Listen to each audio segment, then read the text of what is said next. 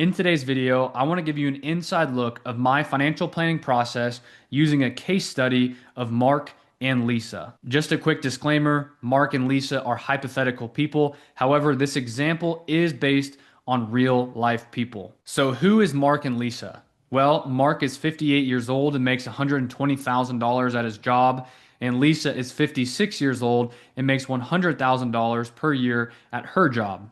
Here is their current makeup of their different investment accounts. They have about $600,000 between their 401ks. They have $120,000 in a previous employer 401k, and then about $100,000 between their two IRAs. Now, you might have more money than Mark and Lisa. You might not have as much money as Mark and Lisa. What I really want you to focus on is the financial planning process that I use with these clients, Mark and Lisa. Now, when they came to their free consultation, they had four major concerns. I had them rank their concerns in priority 1 to 4 of importance.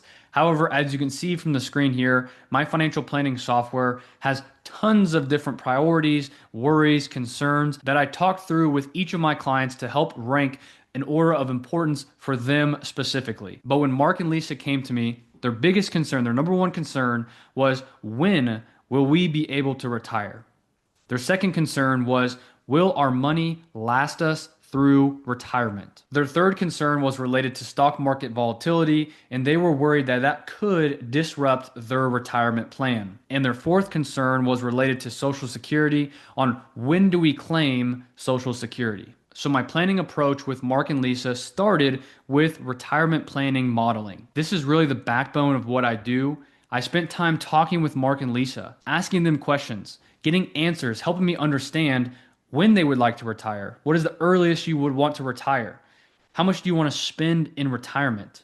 How much do you think you could spend in retirement? How much do you want to travel in retirement? What does retirement look like to them? By asking questions and collecting data, I was able to build out multiple retirement scenarios to help address the concerns they had with retirement. Here's an example of just one thing I provide to my clients, which is just a financial map. This shows them the different assets they have, the different cash flow sources they have, their jointly held assets, their individually held assets, their different insurance policies. This is just one organization tool I use with my clients to help them understand all about their financial life. The next thing I did was look at their investment strategy and make sure that it was aligned with their financial plan. When they came to me, they didn't have a strategy for their investments. They didn't know what they were doing, and they didn't know who to ask or what to do. So we went through a few exercises, including having them fill out a risk tolerance questionnaire. And I wanted to see how Mark and Lisa reacted to risk. And then we discussed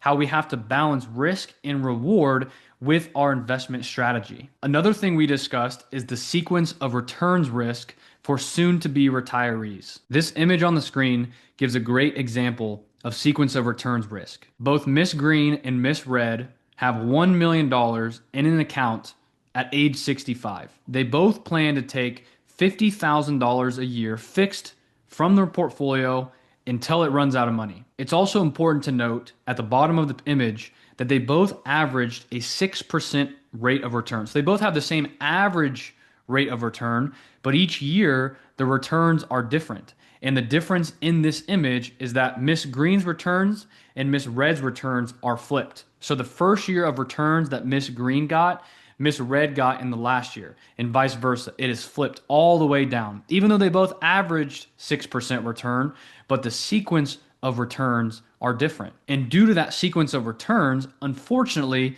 Miss Red runs out of money at age 82, while at 90 years old, Miss Green has $2.5 million.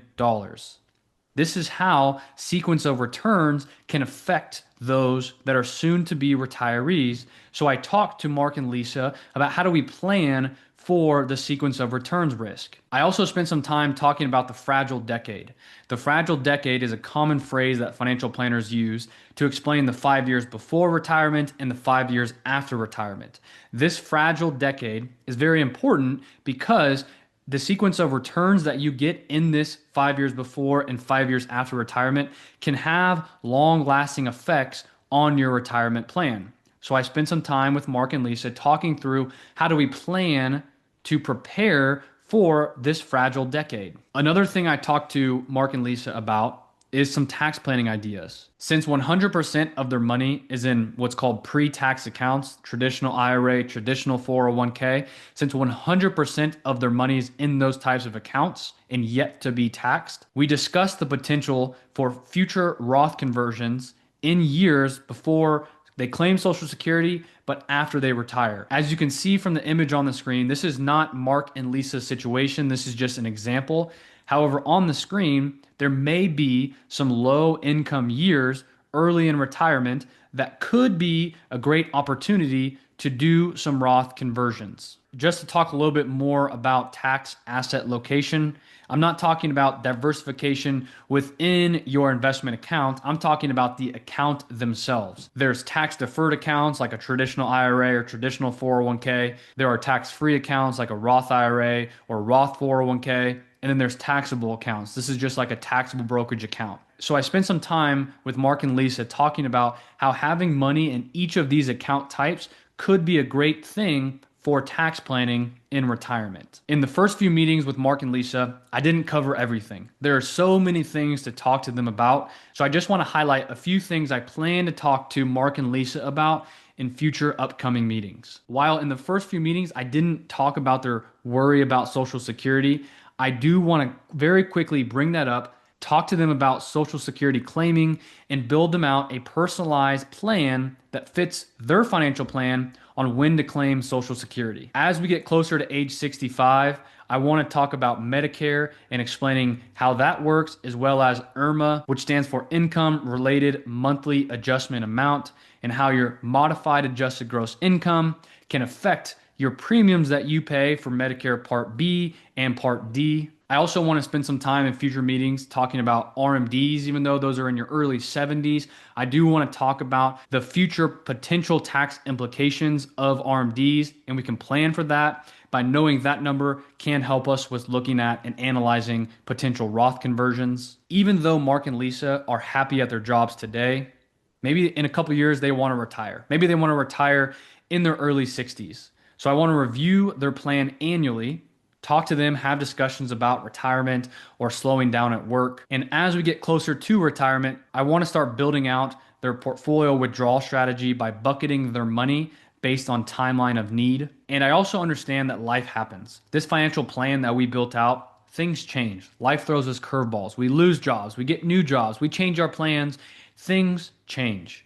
And so I want to make sure in future meetings, we're always looking at, do we need to update anything on your financial plan to make sure that we're staying on track on working towards your financial goals? So what is the takeaway of this case study? Well, most importantly, I just want to walk through the kind of work that I do with my clients as a financial planner, running different potential retirement model scenarios, aligning your investments with both your personal risk, your goals, and your financial plan, introducing different tax planning strategies to help us make sound decisions with our money, building a customized plan for every single client, and analyzing different Social Security claiming strategies, and being sure to update the plan on at least an annual basis, but also as things change, as things happen, make sure that we're updating the plan accordingly. I know the first step of working with a financial planner can be overwhelming, so I've made it very simple.